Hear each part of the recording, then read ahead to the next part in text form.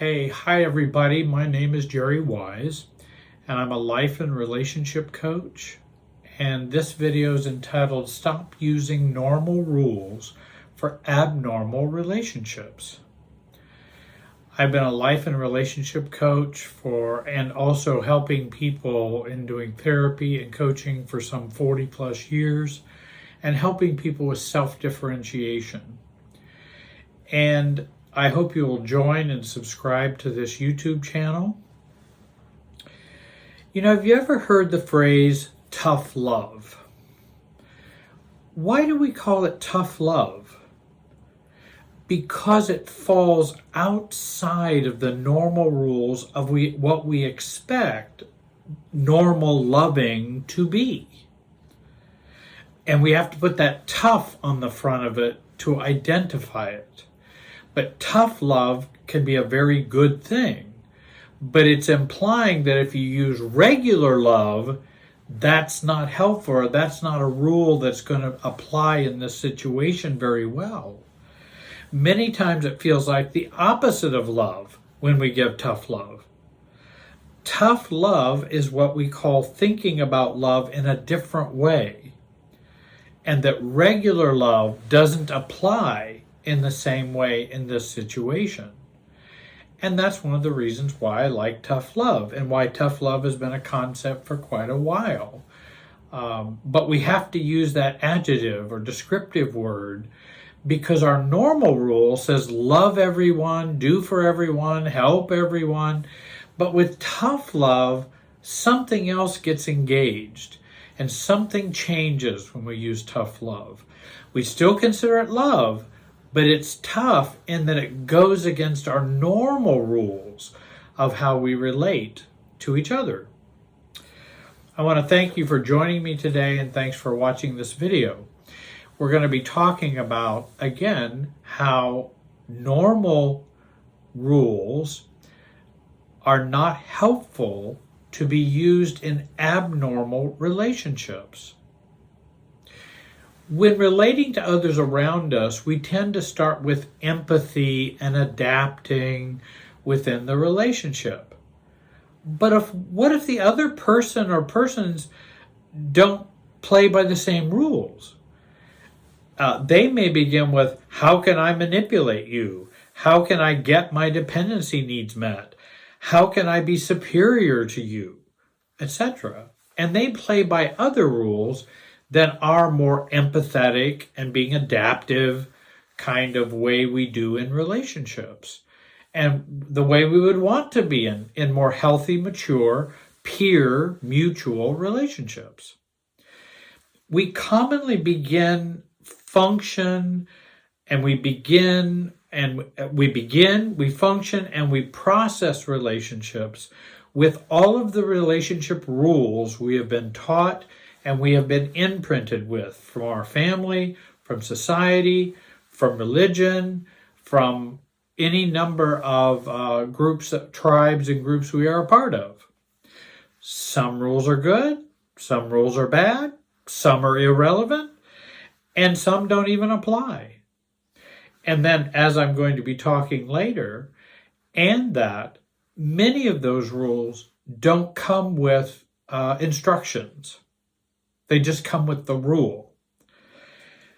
Secondly, unhealthy people use normal relationship rules as leverage against us and against the reasonable and empathetic friend or spouse or family member.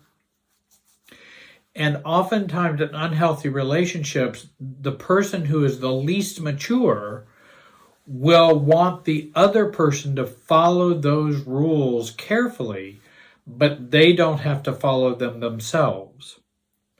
The needy, the toxic, and the immature people will use normal rules against us, and they hope that we will be caring, forgiving, overly worried about them, always thinking to love our neighbor, and that we'll always be nice and never be troublesome, etc., etc. And they are counting on that, which I think can cause us a lot of problems.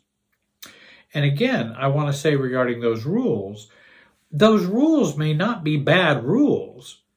They just don't apply in all relationships. And that's what we're going to be talking about today. Often relationships are troubled, as I've said, by a double standard. We are told we need to keep our values or keep to the normal rules, but the other person won't or will act like it doesn't matter. And that's a part of this mystification process. Mystification is a good word for toxic relationships when mystification occurs. Let me give you an example. Thank you for letting me borrow your car. A friend may tell you, I know the engine or the oil light and engine light came on, but I assume it was just a sensor, and I kept driving it thinking I will let you take care of the car when I bring it back. I'm sorry you have to replace the engine now. I grew up never being allowed to fix a car or learn how to take care of a car, but thanks for letting me borrow the car. What rules do they expect you to follow, and what rules of relationships are they following? And they are assuming you should follow the rule that we should always be understanding, that we should always be forgiving, that we should never be angry, and we should accept their choices, learned helplessness, behavioral choices, and their limitations. Well, I don't have to follow all of those rules. And again, if you notice, the friend who borrowed the car is not offering to pay for the car, not taking any responsibility for their choices when the light and the oil light came on. Many of us would probably stop the car at some point, call the owner, call me, whoever, if I have it, and say, what would you like me to do? Because I don't want to injure your car. I don't want to harm it. I don't want there to be a problem. And this person didn't do it. They just took their own immature assumptions and then bring it to you, go, well, sorry you have to replace the engine. It's your car. And again, that's kind of a double standard too. Well, it's your car now, but you were borrowing it and it was under your control when you were driving it. And the lights and sensors were clearly on and you did nothing about it, nor did you contact me about it. We don't want to fall for the double standard. I typically tell people if they are using a double standard with me, and again, people will do that. Here's an example of a double standard. Well, I'm just your dad and I'm old, so I will continue to be intrusive and critical of your life. That's just what parents do. And I also know that dad would never allow me to criticize him or be intrusive with my opinions or beliefs with him. That would never be acceptable. He's able to do that, but I better not. Double standard. And then I want to learn option C, which is, well, Dad, I see that you're either unwilling or unable to change by what you just said, because parents just don't change. They just keep doing that.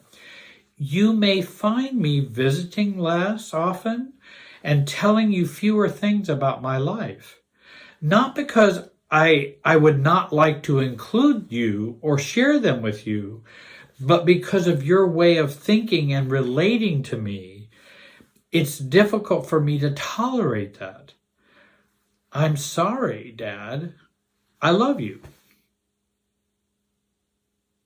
Then I'm playing by his rules and my rules. My rules are, you don't get to do that or disrespect me. And if you're just saying, well, that's just the way I am, then I'll take that as exactly what you mean. It's just the way you are. Well, then I'm going to have to change. And that change may be, we may not be as close.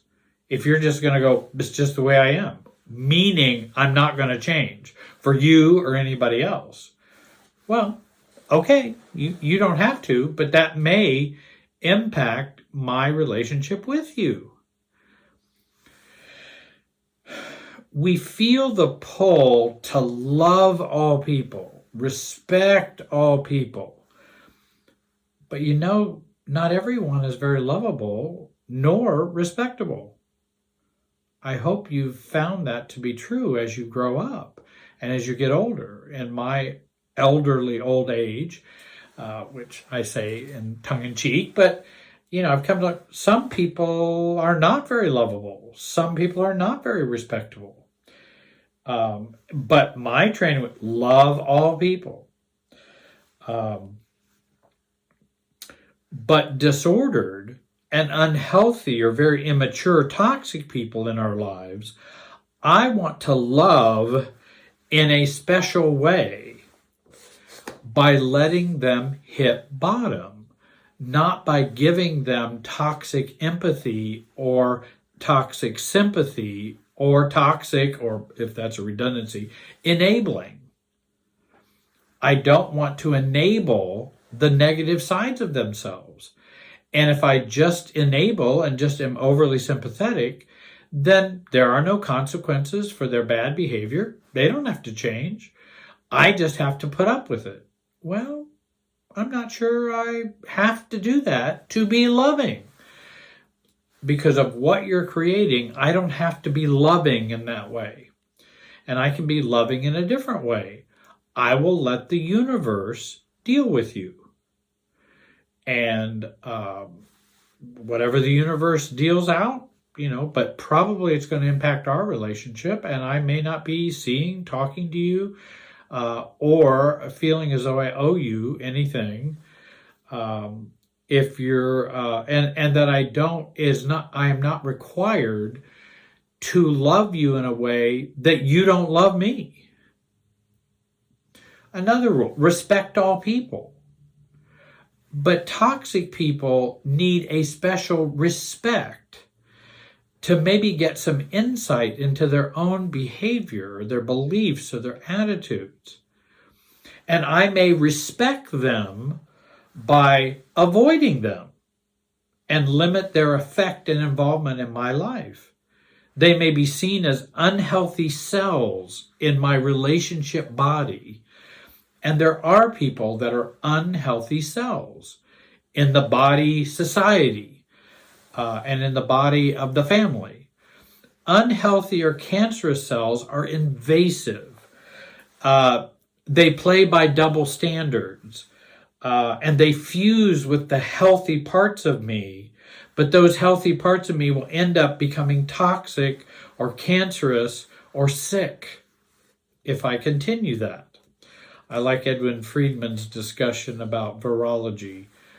You might want to find some of his videos online. They were made a while back, but they were really good in terms of describing how unhealthy people are like unhealthy cells. And if we treat them as an equivalent healthy cell, we're going to get sick and it's going to cause problems. I want to respect them by avoiding them. I want to respect their right not to get help. They can choose not to get help. They can choose not to change. And I choose to be neither reactive nor naive about them.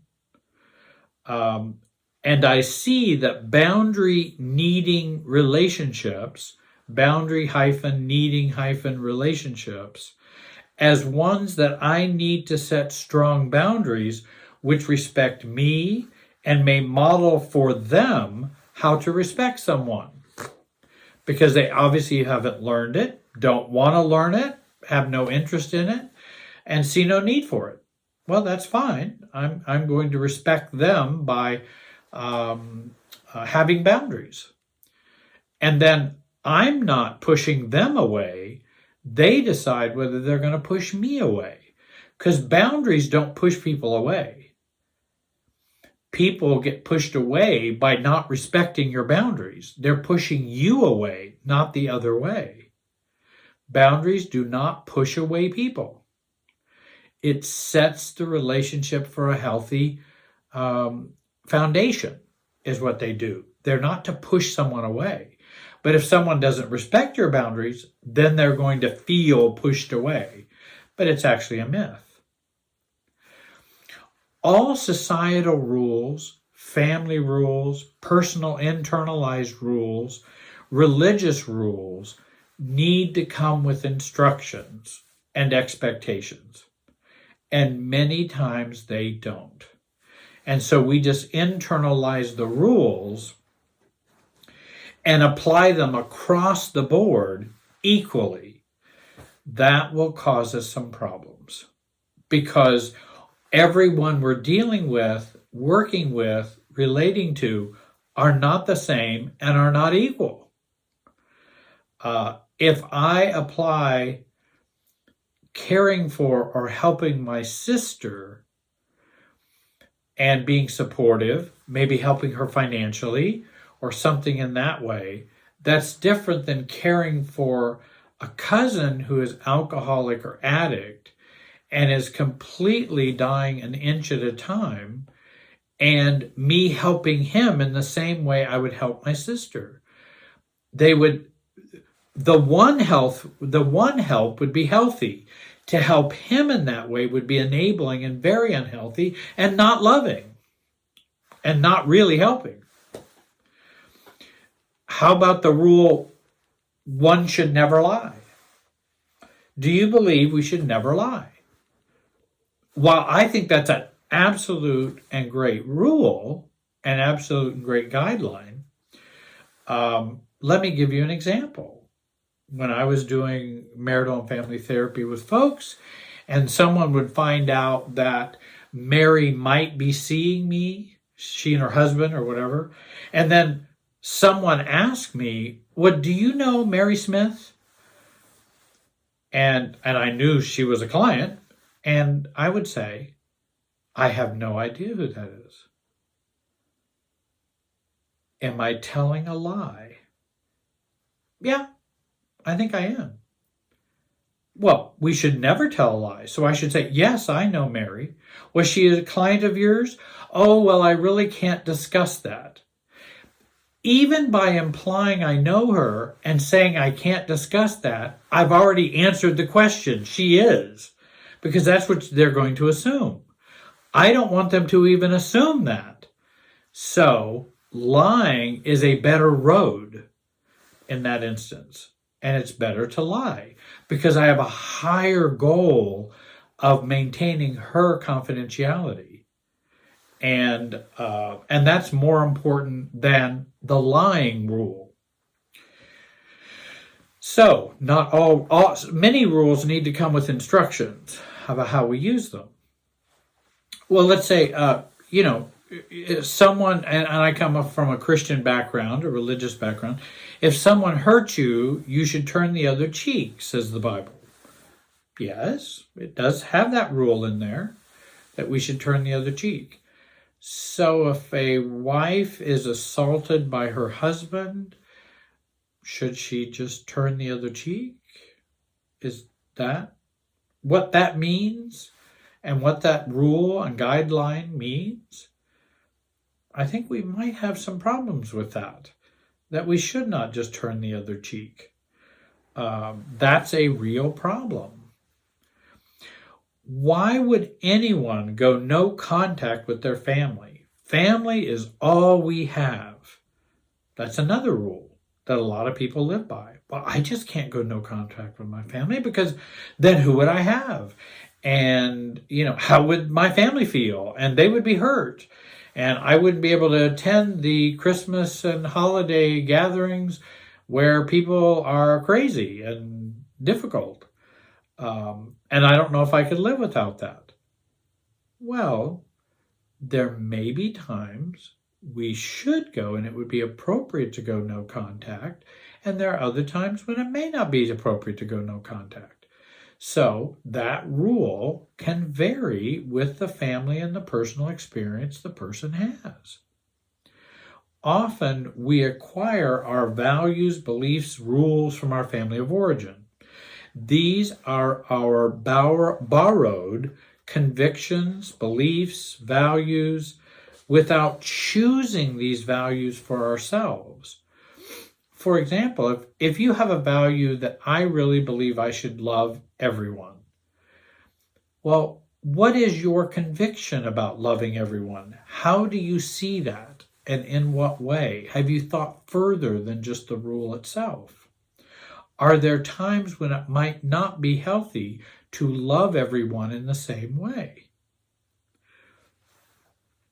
Some of those rules that we've borrowed or we've taken in, love everybody because we are all God's creatures. Well, in my mind, we are all God's creatures, or the universe has produced us. We are all equal in that way. We are human beings. All people are human beings. I do understand that, but not all people are the same human beings. And how and in what ways do we love everyone? Is there ever a time we should not love someone? There may be some historical examples where it would be very immature to love someone who is so evil or so toxic, who is mean, or who might be evil. And I like Scott Peck's books, where he's a psychiatrist that deals with the issue of evil. And do you believe there's evil out there? And should evil be loved just as equally as non-evil? Expect a friend or family to hurt or disrespect you at some point. Okay, I may have learned that from family. Well, how much disrespect? Disrespect how far? And hurt, how much is acceptable for hurt? Does that mean I should live in continued hurt and disrespect for the next 25 years? Because I just should expect that a family or friends going to disrespect me or hurt me. Well, okay, I understand that could happen, but how far is too far? Rather than just expecting it. And I've already talked about, if someone hurts you, turn the other cheek, to the point of self-injury. When is it enabling when we do that? Always protect your integrity and the integrity of others. Is it always good to protect everybody's integrity? What about family secrets? An uncle is being sexually inappropriate with a brother or sister or a cousin or whatever, and everybody protects his integrity and protects the integrity of others, and we don't want the victim to feel ashamed, so we just won't talk about it and we will act as though it never existed. Now we have a secret. Is that really what we should do to protect everybody's integrity? That's not how you protect people's integrity. Remember, life is not fair, and life does not grant you everything. So we all have to settle. Well, how much should I settle for? When should I settle? With what kinds of relationships should I settle? What should I accept and what should I not accept? So again, I understand life's not fair. And I understand that in some ways I'll have to settle and accept my own limitations or what is. But how much and when and what kind of relationships and all those questions that come in. Here's another good one. Never judge anyone, so you won't be judged. Well, what does judging mean? Making an evaluation or coming to believe how you see things? Or is it a self-righteous opinion about someone? And I tend to think judging tends to be more that self-righteous opinion about someone. So that means we shouldn't have judges or doctors or psychiatrists or therapists or anybody who makes judgments. We shouldn't judge anyone. Well,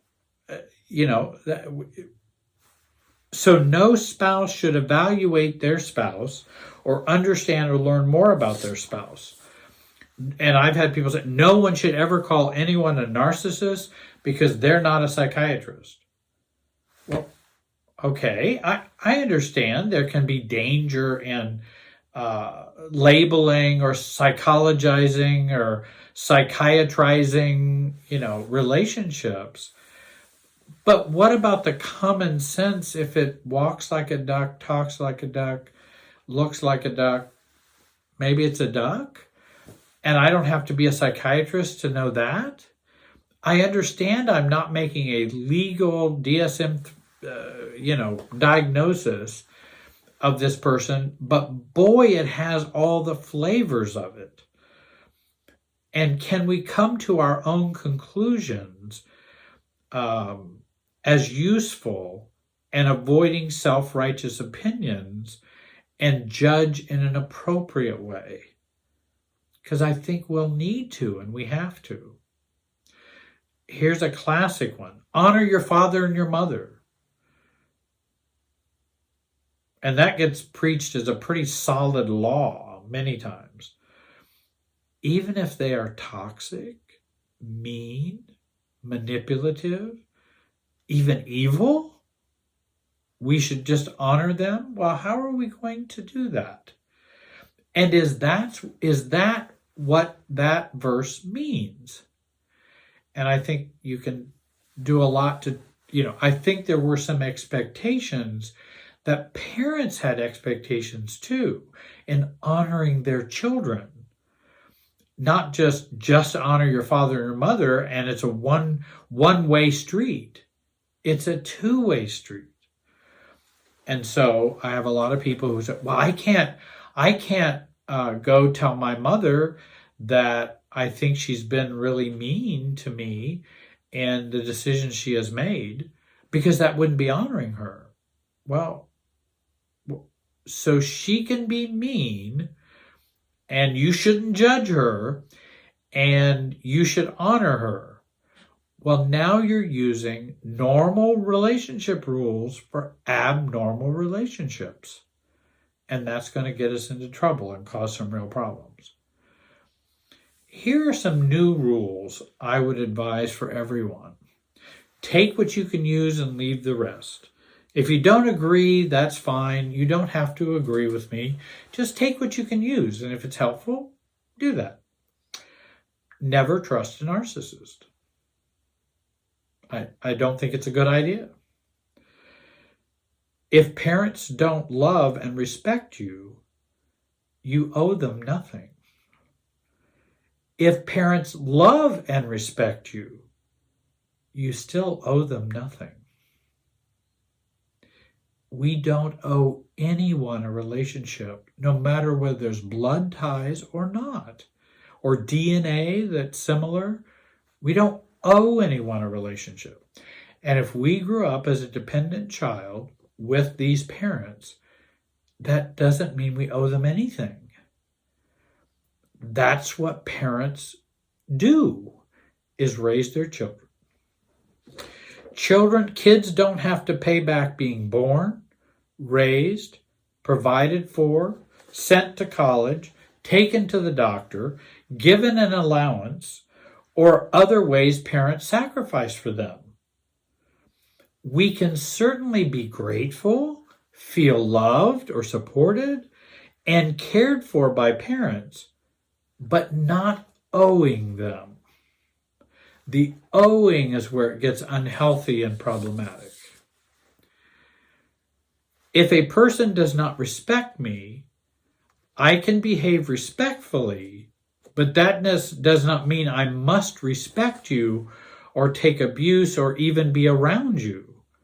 I owe no one a relationship, whether sibling or parents or friends or other church members or other people in your synagogue or in your mosque. We don't owe someone a relationship. Another rule, I think, could be a more new rule of health. If they hurt or betray you badly once, they will again in the future without inner core work and change. So, is it possible someone can have an affair and change? Yes, I believe that's possible. but they have to do that inner work to do that. If they just come back and say, oh, I'm so sorry, and I'll never do that again because now I got caught and I'll never do that again. I also see how bad it was. I have greater empathy now and I'm sorry it just was so devastating. I'm not sure that's enough to be able to trust them fully. I think they really need to do their work for them to be trustworthy. Not everyone deserves a second or even a third chance. We do not owe everyone a second or third chance. It depends. And so I don't have to give someone a second chance if I don't want to. And it's not owed to them. Well, haven't you made mistakes, Jerry? I certainly have. And there have been situations in which I didn't get a second chance. And that's a part of life. That's a part of how the universe works. And it's not fun to mess up and then not get a second chance. Well, the same could be true for someone else in my life. I do give people second chances and things like that, but it's not owed. As adults, families are comprised not of fantasy relationships, but adult-to-adult relationships is what families should be comprised of. As an adult, I require all others to treat me as an adult feeling person. I'm no longer a child. And so I keep that rule very solidly in my head. And I try to apply it without reactivity. I apply it calmly, not reactively. As an adult, there is no one whom I owe respect, love, and generosity. And that includes all relationships, friends, family, kids, spouse, in-laws, and anyone else. I don't owe someone respect, love, and generosity, even my children, if their behavior is such that it's problematic. Now, as children, I do need to support them, nurture them, love them, get them the help they need, all of those things which I would do as a parent. When they become an adult, I'm not parent anymore. Parenting ends at 18 or whatever. You're now an adult. We're equal in this universe. I just happen to be older, but we're equal. We're both adults.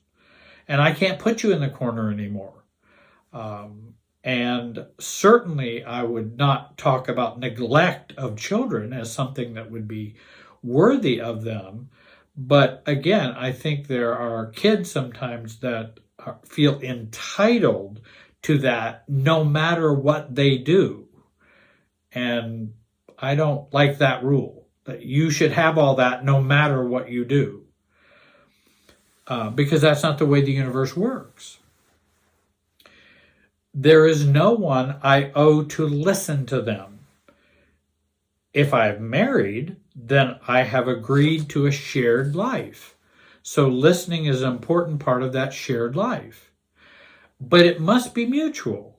You don't have to be a certain way or do something because they believe it is your role. Well, you're my wife, you have to listen to me. Well, you're my husband, you have to listen to me. Well, not if you're not doing it in an adult fashion and a respectful fashion that includes me. And if you have problems like that, then that's when you need to get some help for the couple. I want to remind you to be careful about the following normal rules with unhealthy, toxic, and negative relationships. They will use these rules against you. Remember, those who are unhealthy will try to shame us by not following those normal rules when they're not following them at all. They'll shame us or guilt us that we're not following them. Another rule I think of here at the end, if someone asks you a question about your life, Polite society and good rules of behavior means you should answer. No. I have every right to know the context or the reason for the question. My rule is this. If I'm asking someone a personal question, I preface it with why I'm asking.